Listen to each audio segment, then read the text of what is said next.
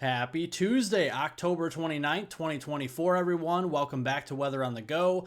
All your weather coverage. In this forecast, we're going to be talking about record high temperatures to be broken not only today, but as we go deeper through the week. And we're going to be looking at severe weather chances, snowfall chances, and tropical weather chances here as well in the forecast. So make sure to subscribe to the channel down below for the latest weather information right at your fingertips. Hit the post notification bell so you are notified when these videos are posted in the future. Like the video by giving it a thumbs up down below, and of course leave any comments, questions, and concerns below. We'll get to those after the video. Here are your morning lows this morning, and it was a mild start across the middle of the country. Look at that, Des Moines, Iowa starting off at 70 degrees here in the Hawkeye State this morning, 73 in Kansas City, and mid-70s at 75 in the Dallas-Fort Worth area here this morning. In contrast, it was much cooler across the western U.S. into parts of Montana, Idaho, down into Nevada, and the Sierra Nevadas down here in California.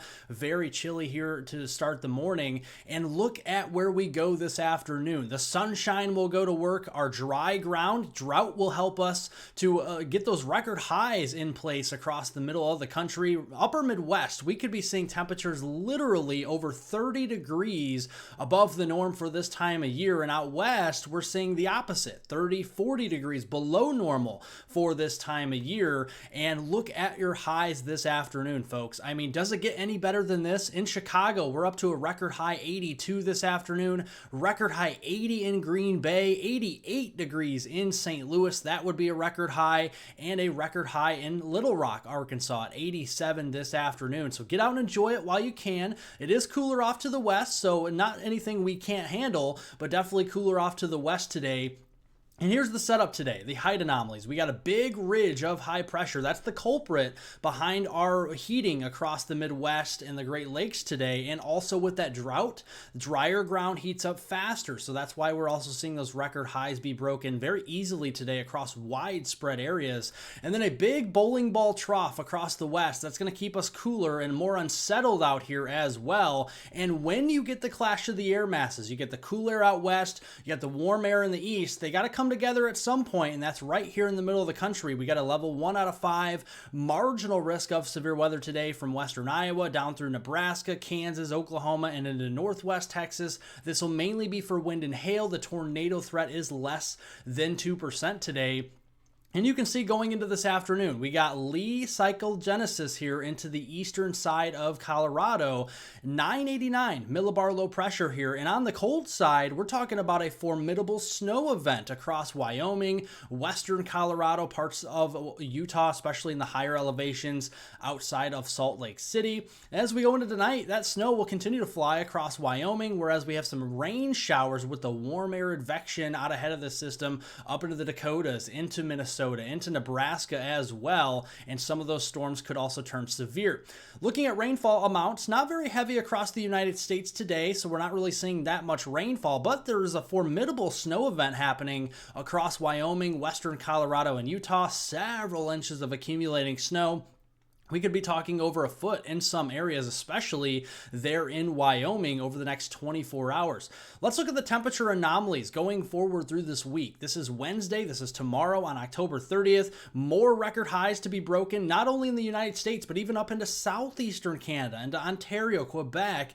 Cooler air with the trough out west. Cold front will shift east as we go into Thursday. This is for Halloween, so the trick-or-treaters here in the central and western U.S. will probably be needing those jackets as we go into Thursday evening. Then as we go into Friday, we are still seeing temperatures leaning above normal here in the middle and eastern two-thirds of the country, but maybe not as far above normal. So no record highs really to be broken on Friday very much, at least not in a widespread fashion. So Wednesday afternoon, this is tomorrow afternoon, more record highs, areas boxed out here with the numbers inside of them. That's where records could be broken, and they're very widespread up here in the Great Lakes, into the Ohio Valley that continues into the northeast, the I-95 corridor, As we go into Thursday afternoon, cold front though, talk about, coming back to reality, where we're in the 80s today in Green Bay. We're going to be in the upper 50s on Thursday, just 2 days later for highs, and then into the 40s for highs on Friday in Green Bay at 49. So talk about reality setting back in later this week, and it's all in part due to this significant trough here. Out ahead of it, we got the warm air. Behind it, we got the cold air, and the clash of the air masses, very significant jet stream here. It's pulling up that moisture, that instability from the Gulf of Mexico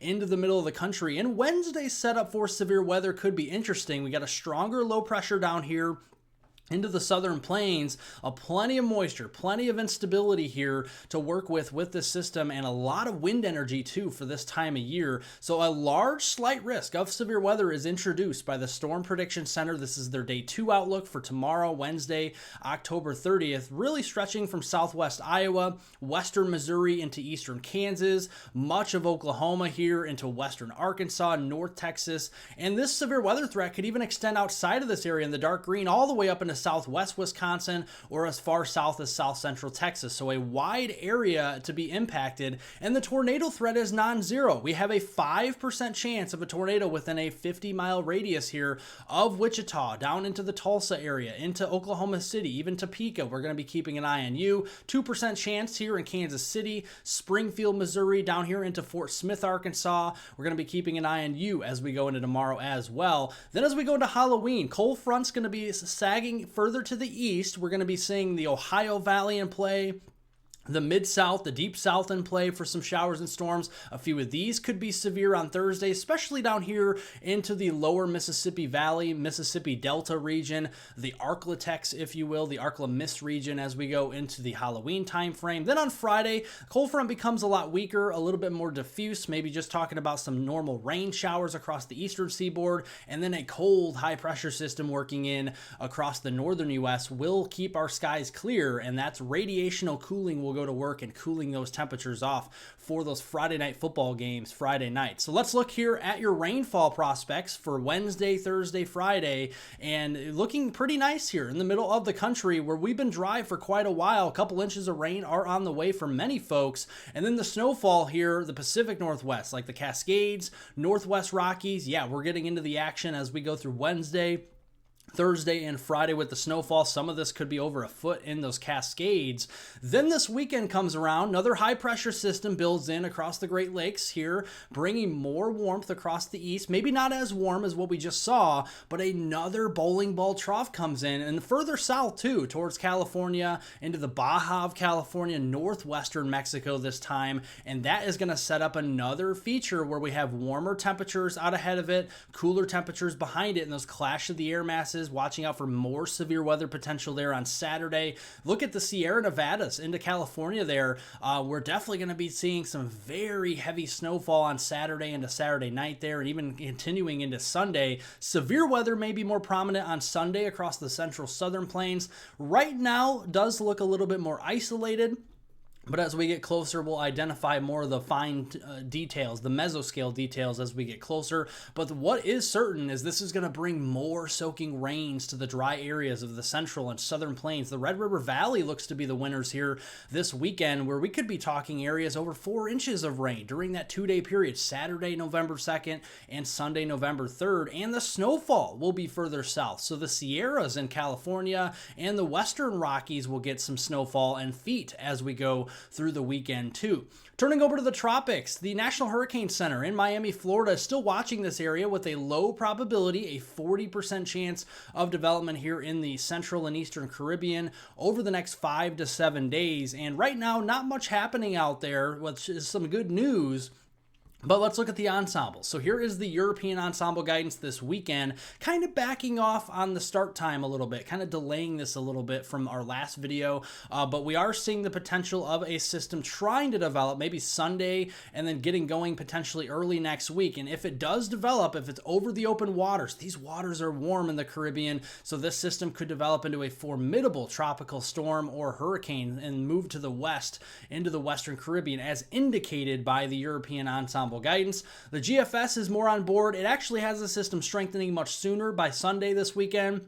I don't know if I really buy that, but we do actually see this system potentially strengthening quickly according to the GFS ensemble if it remains over the open water, doesn't have any land interaction, and maybe taking a run at the Gulf of Mexico. But again, this is all hypothetical. A storm system has yet to develop. We have a 40% chance of development, so that's less than 50-50. So we still have to have the storm to develop first. The track is very uncertain because simply we don't have a storm right now. So there's nothing to panic about with this system, but there is some very nice thermodynamics here with the ocean temperatures, and if a system does develop next week here, it's going to have a lot of fuel to work with, if you will. So we are definitely going to be continuing to keep an eye on that for you folks right here on this channel. And that's another reason why you should subscribe here to Weather on the Go, so we keep you updated on everything weather. So make sure to subscribe to the channel down below, turn on the post notification bell so you do get those post notifications when I do post my videos. Make sure to press the like button down below, the thumbs up button, and of course, leave any comments, questions, and concerns below.